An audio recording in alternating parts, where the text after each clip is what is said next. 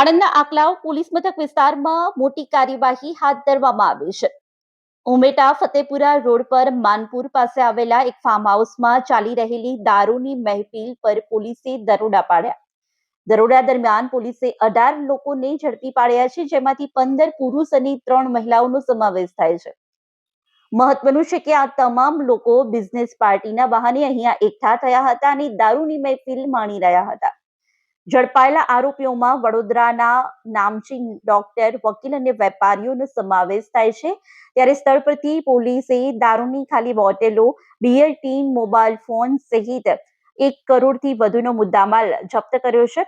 Farm હાઉસના માલિક સહિત કેટલાક આરોપીઓ સ્થળ પરથી ફરાર થઈ ગયા હતા, જેમની શોધખોળ હાલ પોલીસ દ્વારા હાથ ધરવામાં આવી છે.